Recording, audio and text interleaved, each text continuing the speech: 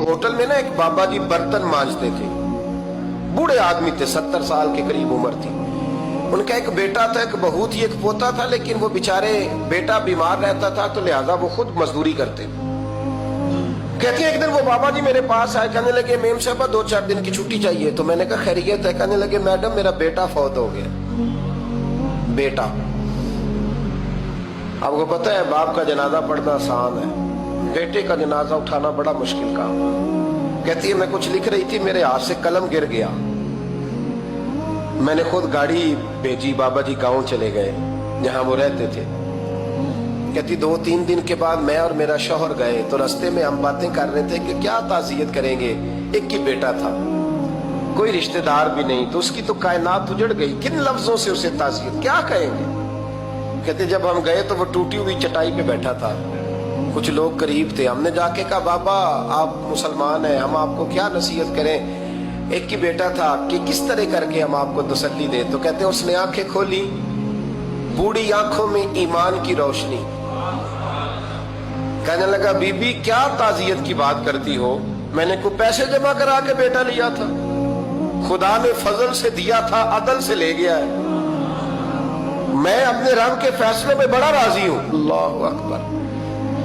वो खातून कहती है कि वो बाबा जी से मैंने कहा कि चलो आप 1 महीने की छुट्टी कर ले, तो कहने लगा नहीं मैडम मैं मुसलमान हूँ, मुफ्त की रोटी नहीं खाता, मजदूरी करके खाता हूँ, मैं इंशाल्लाह 2-3 दिन के बाद काम पे आ जाऊंगा। कहती वो चंद दिनों के बाद आ गया, अल्लाह की कुदरत के अभी 2-3 माह गुजरे थे, फिर आया, मैडम छुट्टी चाहिए कुछ दिनों की। मैंने कहा खैरियत है? कहने लगे वो मेरी बहू भी हार्ट अटैक से फौत हो गई। कहते अब मैं भी तड़प गई और ईसाई हो कि मेरी आंखों में आंसू आ गए। मैंने कहा घर का दरवाजा बंद हो गया, अब ये बेचारा क्या करेगा। वो अपने शौहर के गम में हार्ट अटैक से फौत हो गई।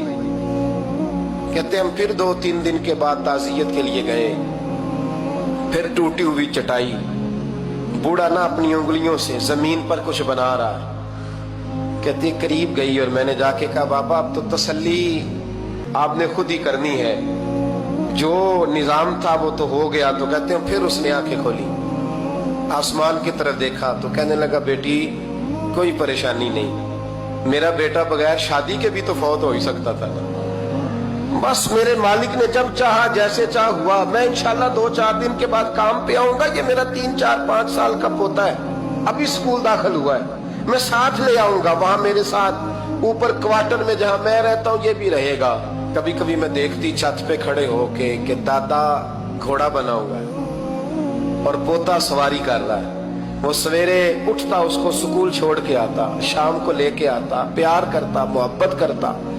तीसरी मंजिल पर हमने क्वार्टर दिया हुआ था, वहां दादा पोता रहते। अल्लाह तो बड़ा बेनियाज है।